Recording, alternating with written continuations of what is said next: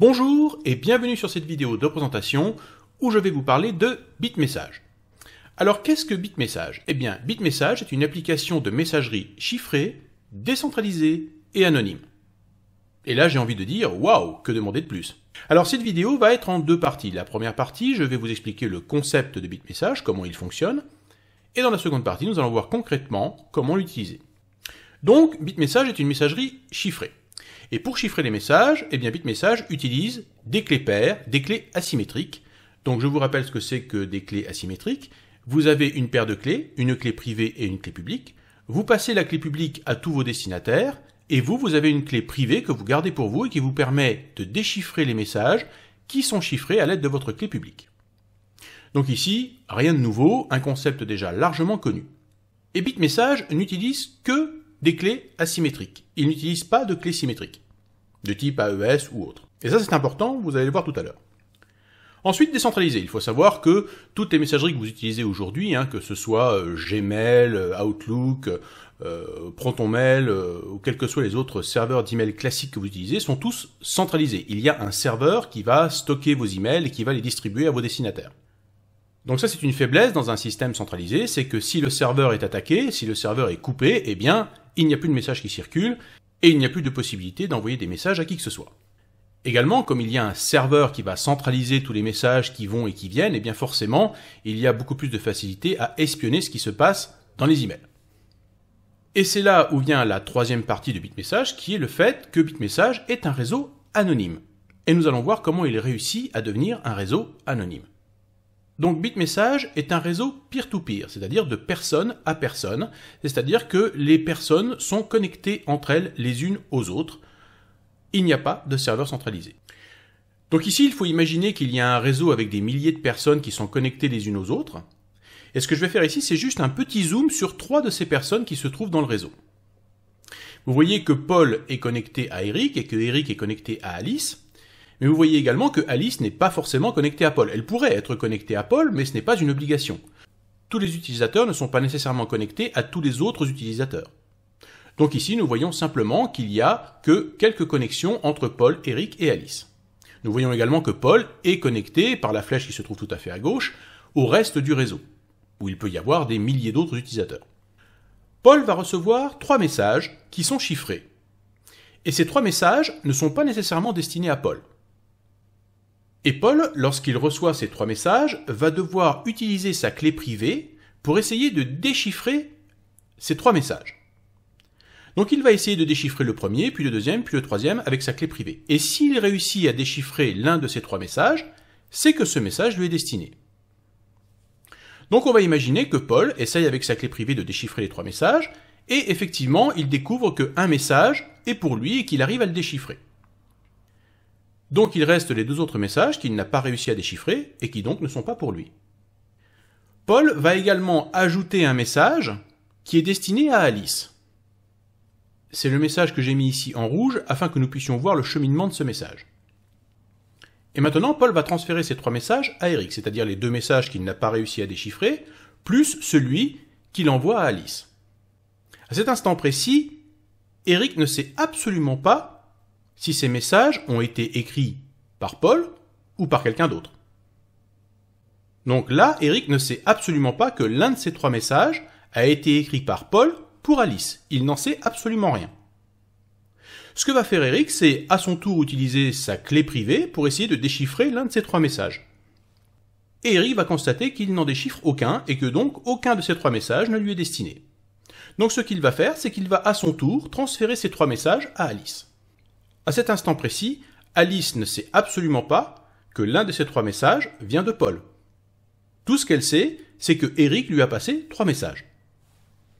Donc Alice va à son tour utiliser sa clé privée sur ces 3 messages pour essayer de les déchiffrer. Et elle découvre que l'un des messages lui est destiné puisqu'elle arrive à le déchiffrer avec sa clé privée. Elle va à ce moment-là envoyer sur le réseau un signal comme quoi elle a bien reçu ce message. Et ainsi, ce message va disparaître de la file d'attente d'Eric et de la file d'attente de Paul. Ce message va donc sortir du réseau puisqu'il a trouvé son destinataire. À cet instant précis, Eric ne sait absolument pas que ce message était destiné à Alice. Tout ce qu'il sait, c'est qu'il a reçu un signal comme quoi ce message avait trouvé son destinataire et que donc il pouvait l'enlever de sa file d'attente. Mais à aucun moment, il n'a connaissance que ce message est destiné à Alice. Ça peut très bien être quelqu'un d'autre qui est plus loin dans le réseau. Donc plusieurs jours se passent, disons à peu près une dizaine de jours, et Alice, Eric et Paul ont toujours ces deux messages qui sont en attente de trouver leur destinataire.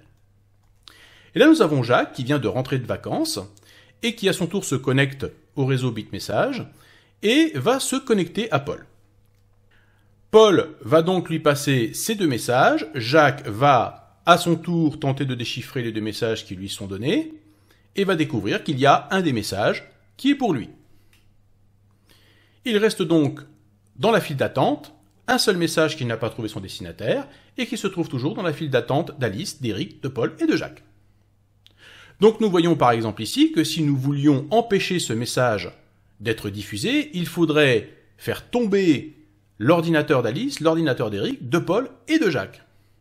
Donc il serait très difficile ici de pouvoir faire disparaître ce message du réseau, il faudrait tomber tous les utilisateurs du réseau pour que ce message soit censuré, soit effacé, soit bloqué d'une quelconque façon. Alors faisons un petit récapitulatif. Le réseau est donc décentralisé, pas de serveur central. Tous les utilisateurs en fait sont des serveurs qui reçoivent tous les messages de tous les autres utilisateurs du réseau. Donc ce réseau est également anonyme puisque ni les destinataires ni les expéditeurs ne connaissent l'identité de l'un et de l'autre. Vous allez voir tout à l'heure qu'en fait, on utilise un hachage comme identifiant qui est un hachage en fait de la clé publique de l'utilisateur. Le chiffrement est uniquement à l'aide de clés asymétriques. BitMessage produit également une preuve de travail avec un double hash SHA-512 et c'est un système anti-spam. Alors qu'est-ce que l'on veut dire par là? Eh bien imaginons que quelqu'un veuille surcharger le réseau en envoyant des milliers de messages à la seconde. Eh bien, pour empêcher cela, on va obliger votre machine à faire en fait un peu de travail mathématique afin de ralentir ce processus. C'est-à-dire que votre machine va devoir faire un calcul mathématique pour faire un double hash en SHA-512 avant de pouvoir envoyer un message. Donc votre machine va envoyer le message plus cette preuve de travail que va recevoir l'autre utilisateur. Et cet utilisateur va vérifier que vous avez bien effectué ce travail avant de faire circuler le message à un autre utilisateur. Alors, ce système anti-spam n'est en fait pas tout à fait le seul, puisque comme je l'ai dit juste avant, il y a du chiffrement asymétrique. Et je vous l'avais déjà expliqué dans d'autres vidéos, le chiffrement asymétrique est beaucoup plus long que le chiffrement symétrique. Ce qui fait que plus votre message va être long, plus cela va prendre du temps pour le chiffrer. Donc le chiffrement asymétrique plus le double hash vont faire que votre machine va devoir faire beaucoup de calculs mathématiques avant de pouvoir envoyer un message. Cela va suffisamment ralentir le processus pour qu'il soit très difficile de spammer le réseau. Alors ce réseau en fait fonctionne comme un réseau de crypto-monnaies, puisqu'en fait au lieu de miner des bitcoins par exemple, eh bien vous allez miner des messages. Tous les utilisateurs du réseau reçoivent les messages de tous les autres utilisateurs. Mais la différence par rapport par exemple au Bitcoin, c'est qu'il n'y a rien qui est conservé indéfiniment. Un réseau blockchain conserve indéfiniment le registre de toutes les transactions. Ici ce n'est pas le cas, c'est-à-dire qu'au bout d'un certain temps, les messages vont expirer. En fait, généralement, les messages expirent entre 2 à 28 jours, et ça c'est quelque chose que vous pouvez régler vous-même au moment de l'envoi de votre message. C'est-à-dire que par exemple, vous pouvez dire, si au bout de 4 jours, le message ne trouve pas son destinataire, eh bien il doit disparaître du réseau. Donc cela fonctionne comme un réseau de crypto-monnaies, mais ce n'est pas une blockchain. Par contre, petit bémol, il n'est pas possible d'envoyer des pièces jointes en utilisant BitMessage. Donc ici, on ne parle uniquement que de messages chiffrés, il n'y a pas de pièces jointes comme vous pourriez le faire avec un service d'email. La raison en est simple, c'est que déjà on est limité au niveau de la taille des messages, mais qu'en plus on utilise du chiffrement asymétrique qui est très long. Donc si vous avez des pièces jointes qui sont particulièrement volumineuses, le chiffrement asymétrique prendrait beaucoup trop de temps. De plus, imaginons que tout le monde se mette à envoyer des pièces jointes de 50 gigas. Comme tous les messages sont reçus par tous les utilisateurs, eh bien cela surchargerait terriblement le réseau. Bien, et bien maintenant je vous propose de voir en situation réelle comment utiliser BitMessage. Alors pour télécharger et installer BitMessage, eh bien vous allez devoir aller sur le site internet bitmessage.org. Vous voyez qu'ici nous sommes sur la page principale de BitMessage et que nous en sommes donc à la version 0.6.2 qui a été mise à jour le 1er mars 2017. Donc vous voyez que c'est un projet plutôt très actif et actif depuis pas mal de temps puisque ce projet a commencé en 2012. Vous voyez également que ce projet est encore en bêta, c'est-à-dire que c'est loin d'être fini, c'est encore expérimental, et BitMessage n'a jamais été audité par un organisme indépendant pour voir s'il y avait des failles de sécurité. Donc tout repose en fait sur la communauté qui développe BitMessage, et également sur le fait que BitMessage a été utilisé maintenant depuis 5 ans, et que cela fonctionne plutôt bien. Alors il y a eu des tentatives d'attaque sur BitMessage, en particulier pour tenter de désanonymiser les utilisateurs, avec d'ailleurs plus ou moins de succès en utilisant des méthodes extérieures, mais néanmoins BitMessage a plutôt fait ses preuves jusque-là, puisque les messages n'ont jamais été déchiffrés à ce jour, et que l'anonymat est quand même très bien protégé. D'autant plus que vous allez le voir dans quelques secondes, on peut faire passer BitMessage par le réseau Tor. Donc ça va encore ajouter une couche supplémentaire d'anonymat dans le transfert des messages. Donc vous voyez qu'ici nous avons plusieurs versions de BitMessage qui sont pour Windows, pour macOS et également pour Linux. Donc ici je suis sous Windows 10, donc je dois choisir entre la version 32 bits ou 64 bits, donc c'est à vous de voir quel type de machine vous avez. Si c'est en 32 ou 64, donc très généralement Windows 10 est en 64 bits. Pour ceux qui sont sous Linux, eh bien vous cliquez sur Run the source code ici, et vous allez avoir toutes les instructions nécessaires pour installer BitMessage sur les différentes versions de Linux. Alors vous voyez qu'ici c'est plus ou moins compliqué à faire en fonction des différentes versions distributions de Linux, donc Debian, Fedora, etc. Vous voyez que par exemple que sur Fedora ça demande un petit peu plus d'efforts, alors que sur Debian c'est un petit peu plus simple. D'ailleurs vous allez voir tout à l'heure que je vais utiliser Debian pour cette démonstration, parce que je n'ai pas voulu me casser la tête avec tout ce qu'il y avait à faire sur Fedora. Voilà. Donc c'est un petit peu différent pour chaque distribution, donc si vous utilisez Linux, référez-vous bien à cette documentation qui va vous expliquer très clairement comment installer BitMessage sur la distribution que vous avez. Donc ici, si je suis sous Windows 10 version 64 bits, je clique sur 64 bits et je vais avoir automatiquement le téléchargement qui va commencer. Alors bien sûr, je l'ai déjà fait. Et j'ai donc ici BitMessage qui se trouve sur mon bureau. Donc je vais double-cliquer dessus. Et la première chose que vous allez pouvoir constater, c'est qu'il n'y a pas de processus d'installation.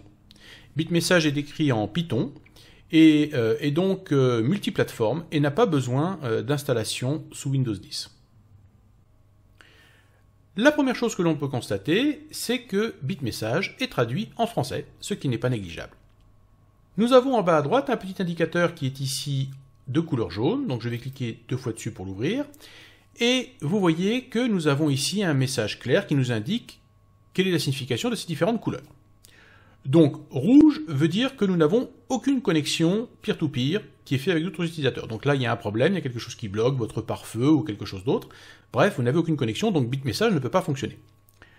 Quand c'est en jaune, cela veut dire que vous avez des connexions qui sortent, mais aucune connexion qui entre. Ça veut dire que vous avez un pare-feu qui bloque les connexions entrantes. Donc, si vous voulez que ça passe au vert, il faut ouvrir dans votre pare-feu le port TCP8444 en sortant et en entrant. Donc ça doit être le pare-feu qui se trouve dans votre box, ainsi que le pare-feu que vous avez sous Windows. Ou même le pare-feu que vous avez sur un logiciel antivirus ou un autre pare-feu personnel que vous auriez installé sur votre machine. Donc il faut ouvrir le port TCP8444 entrant et sortant. Et là, eh bien, votre voyant passera sur le vert et vous aurez des connexions entrantes et sortantes sur le réseau peer-to-peer. Donc ici, vous voyez que je suis en jaune parce qu'effectivement, le port TCP8444 n'est pas ouvert sur mon pare-feu. Donc le port TCP8444 ici n'est important que si vous vous connectez directement sans passer par un autre réseau, comme par exemple le réseau Tor ou un réseau VPN. Alors nous allons aller dans les paramètres, menu paramètres, et ensuite paramètres. Donc ici nous avons tout ce qui concerne l'interface utilisateur, c'est-à-dire démarrer BitMessage à la connexion d'utilisateur sur cette session, et d'autres choses comme ça. Par contre ici nous avons un paramètre qui est plutôt important, c'est lancer en mode portable. En effet, et je vais vous le montrer tout à l'heure, lorsque on le met en mode portable, tous les fichiers de configuration sont stockés au même endroit que le fichier exécutable de BitMessage. Sinon, ces fichiers sont stockés à un autre endroit dans Windows, et je vais vous montrer où. Et vous allez voir que c'est quand même très important, parce que moi je vous conseille d'utiliser BitMessage en mode portable, et de le mettre par exemple sur une clé USB, et de préférence une clé USB qui sera chiffrée, ou un disque externe chiffré. Parce que vous allez voir que le fichier de configuration de BitMessage est absolument écrit en clair, et cela pourrait être intéressant lors d'une investigation par exemple de votre machine.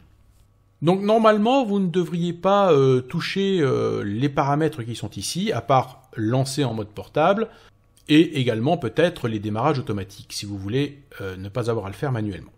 Ensuite, nous avons les paramètres réseau. Donc là, vous voyez que nous avons le port 8444 qui est indiqué, que vous devez donc ouvrir sur votre pare-feu, mais nous avons la possibilité d'utiliser un serveur proxy ou le réseau Tor. Donc si vous voulez utiliser le réseau Tor, eh bien c'est relativement simple. Vous devez d'abord lancer bien sûr votre Tor browser ou votre service Tor, vous mettre sur SOC 5, indiquer ici localhost, ou alors vous pouvez aussi indiquer l'adresse locale qui est 127.0.0.1, puis ici le port 9050 ou alors le port 9150 qui va également fonctionner avec le Tor browser. Et vous pouvez également indiquer ici que vous voulez également écouter les connexions entrantes par le proxy. Ici, je ne vais pas utiliser le réseau Tor, donc je vais faire aucun. Il faut savoir qu'à chaque fois que vous allez modifier des paramètres réseau ou d'ailleurs tout autre paramètre de BitMessage, vous allez devoir fermer BitMessage, puis le réouvrir pour que ces paramètres soient pris en compte. Si vous ne le faites pas, les paramètres que vous aurez changés ne seront pas pris en compte du tout immédiatement. Voilà, donc vous devez changer vos paramètres, fermer BitMessage, redémarrer BitMessage, et ensuite, vous allez avoir vos paramètres qui vont s'activer. Difficulté exigée. Donc, comme je vous l'ai dit, il est nécessaire d'avoir une preuve de travail pour que le message soit passé d'un nœud à un autre. Eh bien, vous pouvez augmenter cette difficulté et dire aux autres utilisateurs, eh bien, moi, je veux que la difficulté soit plus élevée parce que je reçois trop de messages, parce que je suis un peu spammé, et je veux augmenter la difficulté, avoir une preuve de travail supplémentaire pour être sûr de ne pas avoir un flux trop important qui m'arrive dessus. Donc, normalement, ceci n'est pas nécessaire et vous ne devriez pas toucher ces paramètres-là. Et vous-même, vous pouvez définir la difficulté maximum que vous êtes prêt à accepter pour faire une preuve de travail et envoyer des messages sur le réseau. Donc vous voyez qu'ici, il y a quand même une difficulté qui est au super maximum, et vous pouvez même mettre 0 pour indiquer qu'il n'y a pas de limite à la difficulté que vous acceptez. Alors je vous déconseille de faire ça parce que ça pourrait faire vraiment chauffer les processeurs de votre machine, parce qu'on pourrait vous demander des valeurs de travail très élevées, et ça va tout de suite faire travailler votre CPU.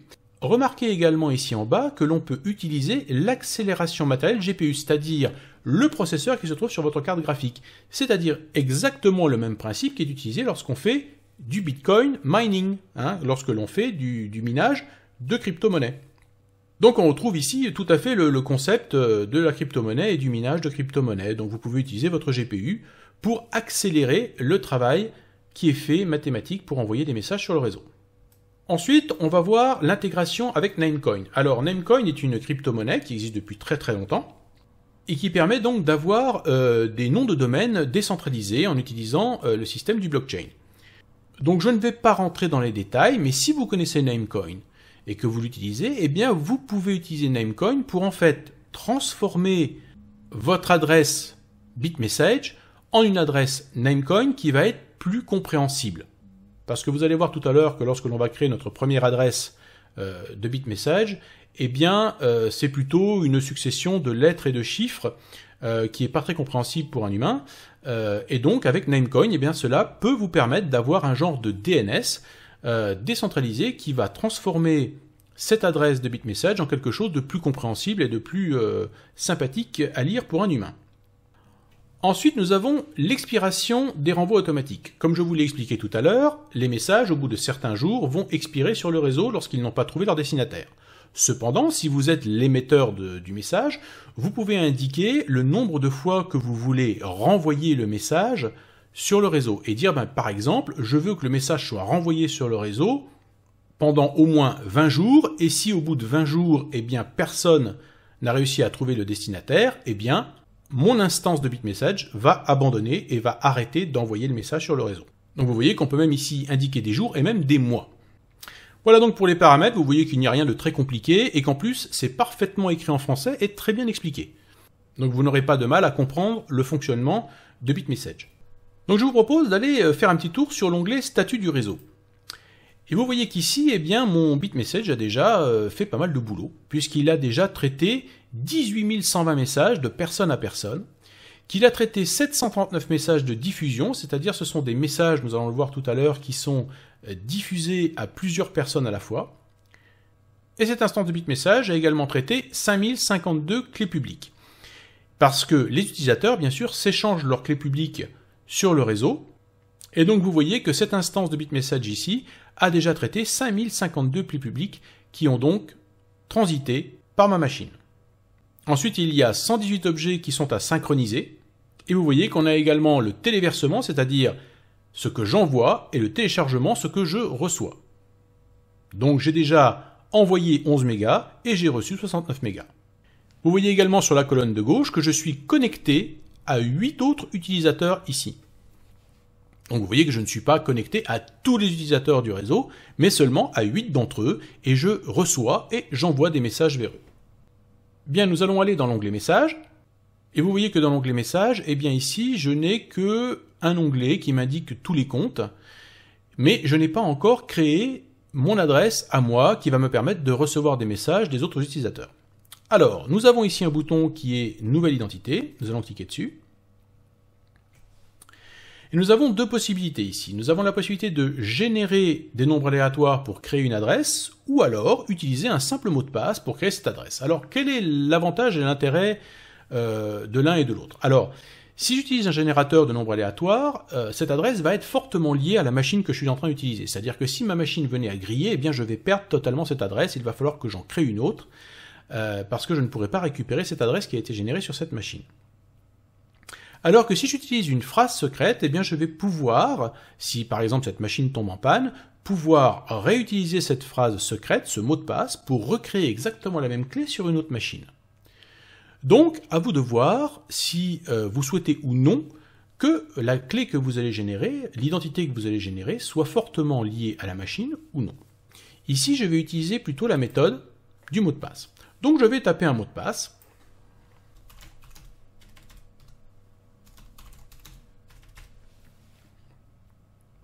Et vous voyez qu'avec ce simple mot de passe, je vais pouvoir créer 8 adresses. Des adresses que je vais pouvoir distribuer à qui je veux. Donc on retrouve un peu ici le même principe que pour le Bitcoin, où lorsque vous créez votre portefeuille, votre wallet, eh bien vous avez plusieurs adresses possibles qui vont vous permettre de recevoir de l'argent en Bitcoin. Ici on a le même principe. Mais je vais décider ici de ne créer qu'une seule identité, je vais mettre 1, et je vais cliquer simplement sur OK. Donc la machine va mettre quelques secondes à créer votre adresse, puisqu'elle va créer ici une paire de clés, privées et publiques, qui vont vous permettre d'envoyer et de recevoir des messages. Ici vous voyez que le nom n'est pas très sympathique, c'est Unused Deterministic Address. Alors on va changer ça, je vais faire un double clic dessus, et je vais l'appeler par exemple Paul Famille. Donc je vais considérer par exemple que cette adresse, je vais la donner aux membres de ma famille. Et je sais que ceux qui vont m'écrire seront des membres de ma famille qui vont m'écrire sur cette boîte aux lettres en particulier. Donc je peux en créer autant que je veux. Si je veux créer 10, 20, 30 boîtes aux lettres comme ça, je peux le faire sans aucun problème. Et elles ont chacune leur adresse.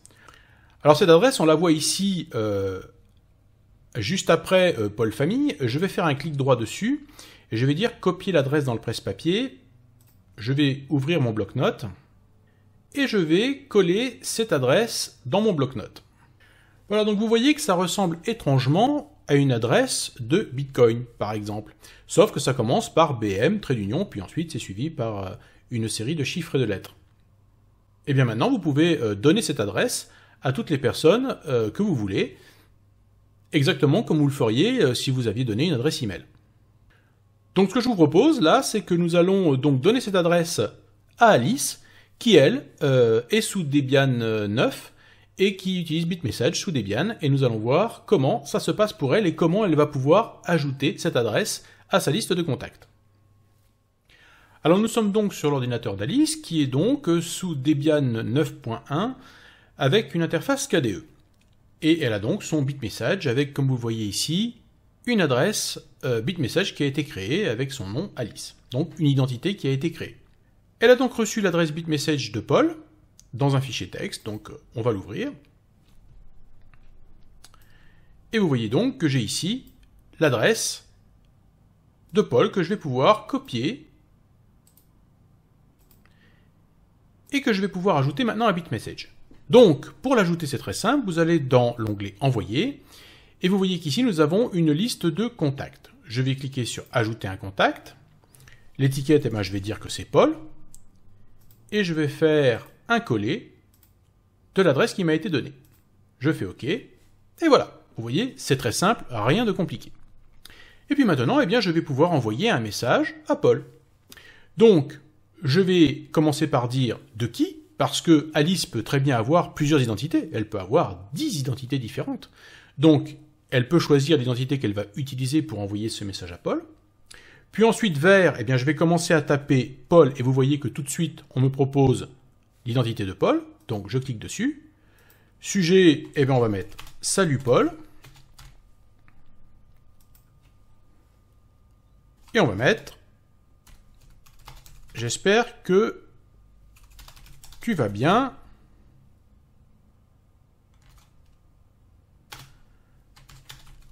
À bientôt. » Voilà, vous voyez, extrêmement simple, rien de compliqué du tout. Ensuite, eh bien, vous pouvez spécifier donc le nombre de jours avant l'expiration de ce message sur le réseau. Donc ici, vous voyez que par défaut, c'est 4 jours. Vous pouvez mettre plus, ou vous pouvez mettre moins. Mais attention cependant de ne pas aller en dessous de 2 jours. D'ailleurs, vous allez voir que si vous tentez d'aller en dessous de 2 jours, tout de suite, on va vous dire que ce n'est pas recommandé. Votre message risque de ne pas arriver à temps et d'être effacé du réseau bien avant d'arriver à votre destinataire. Donc, le minimum, c'est généralement 2 jours ou jusqu'à 28 jours. 4 jours étant un bon compromis entre les deux. Et vous n'avez plus qu'à cliquer sur « Envoyer ». Vous voyez, rien de plus simple, ça va très vite, rien de compliqué. Et bien maintenant, je vous propose d'aller voir ce qui se passe sur l'ordinateur de Paul. A-t-il reçu le message qu'a envoyé Alice ? Donc je suis à nouveau sur l'ordinateur de Paul, et comme vous le voyez, eh bien, j'ai reçu un message, c'est certainement celui d'Alice. Donc vous voyez que le message, en fait, est indiqué à la fois dans tous les comptes et dans l'identité Paul Famille. C'est exactement le même message, en fait, mais l'avantage de tous les comptes, c'est que si vous avez une dizaine d'identités, eh bien, tous les comptes vont réunir ces 10 identités. Et donc tous les messages qui sont sur toutes vos identités. Voilà, donc c'est plus pratique plutôt que d'aller dans toutes les inbox de toutes les identités. Voilà. Donc ici, je vais tout simplement cliquer sur le inbox de Paul Famille, et je vois qu'effectivement, j'ai bien reçu le message d'Alice avec le sujet « Salut Paul », et lorsque je clique dessus, on voit en dessous « J'espère que tu vas bien, à bientôt », j'ai bien le message.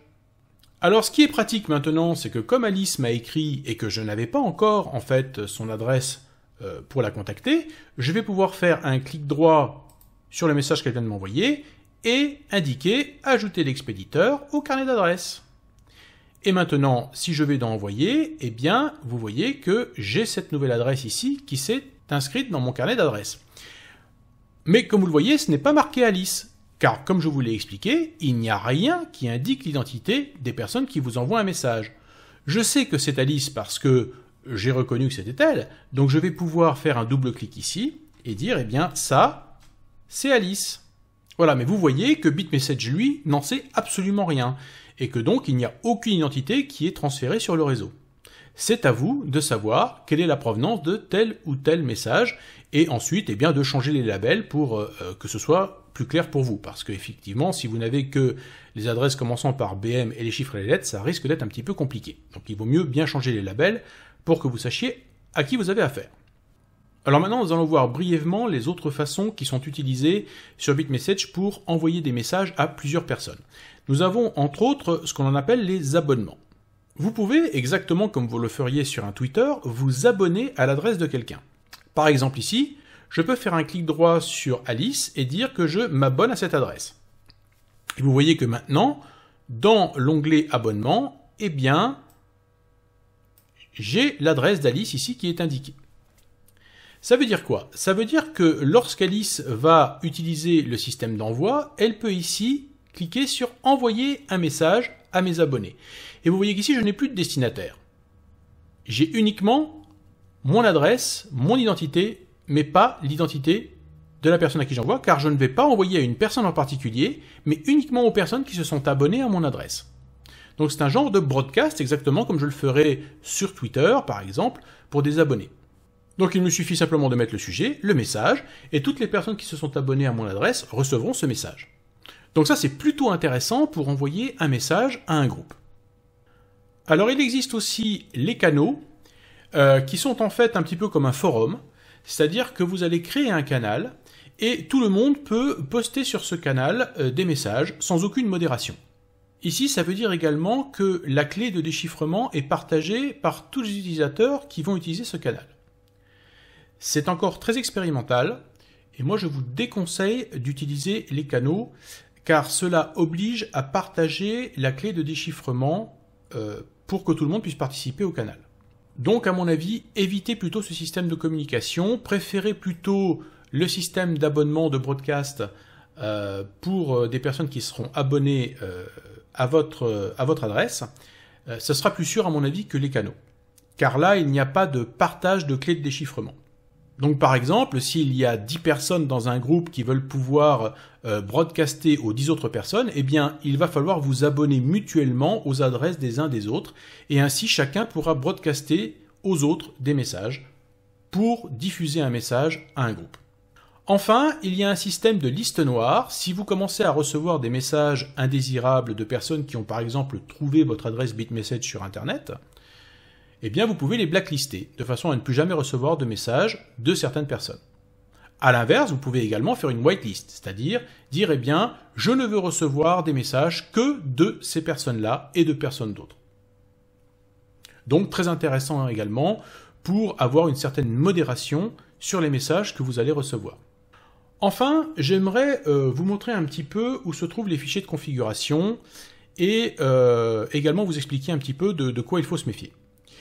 Donc, les fichiers de configuration sous Windows 10, entre autres, vous allez les trouver sur votre disque C, dans le dossier utilisateur, dans le dossier de votre session. Vous allez devoir afficher les éléments masqués de façon à voir les fichiers cachés, et vous allez avoir donc le dossier AppData qui va apparaître. Vous ouvrez le dossier AppData, puis vous allez dans Rooming, et dans Rooming, vous allez trouver BitMessage. Vous ouvrez ce dossier, et là vous allez trouver le dossier KeysDat.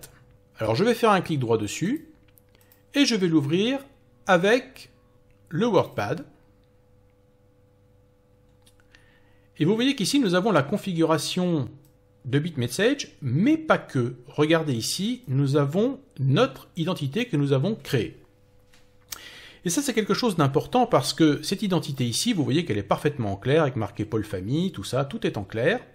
Ainsi que la clé privée, la clé publique, bref, tout est en clair ici, rien n'est chiffré. Donc imaginons que quelqu'un fasse une investigation sur la machine d'Alice et trouve un message qui a été envoyé par cette adresse ici, et que par la suite on fait une investigation sur la machine de Paul et que l'on ouvre ce fichier, eh bien on peut donc faire une relation entre ce fingerprint, puisque finalement c'est un fingerprint, c'est une empreinte, on peut lier cette empreinte à l'identité de Paul si on a un accès physique à sa machine. C'est pour ça que moi je vous conseille d'utiliser BitMessage en mode portable, sur un disque chiffré externe, de façon à ce que s'il y a une investigation sur votre machine, on ne puisse pas faire la relation entre ce fingerprint et votre identité. Sous Linux, vous retrouverez ce même fichier dans le dossier caché .config bitmessage et donc keys.dat. Il est également intéressant de faire une sauvegarde de ce fichier, car il contient vos clés d'identification, et donc si vous ne voulez pas les perdre au cas où la machine tomberait en panne, eh bien c'est une bonne idée de faire une sauvegarde de ce fichier. En conclusion, je dirais que BitMessage est une excellente idée, certainement une des meilleures en matière de messagerie chiffrée, puisque cela combine la décentralisation, le chiffrement et l'anonymat, ce qui est quand même un joli trio, et qu'en plus vous pouvez faire passer tout ça par le réseau Tor. Vous pouvez également utiliser un réseau VPN. N'oublions pas cependant que BitMessage reste expérimental, c'est encore une version bêta, et que rien ne vous empêche d'utiliser une couche de chiffrement supplémentaire. Vous pouvez très bien chiffrer, par exemple, j'aurais pu chiffrer ici le texte « J'espère que tu vas bien, à bientôt » avec un autre système de chiffrement et envoyer un texte chiffré à Alice, par exemple. Donc rien ne vous empêche d'utiliser une méthode de chiffrement supplémentaire si vous avez un doute sur la protection de vos messages par le chiffrement de BitMessage. Donc je vous invite fortement à utiliser BitMessage avec votre famille, vos collègues de travail et vos amis. Voilà, j'espère que vous avez aimé cette vidéo et je vous dis à très bientôt pour d'autres vidéos.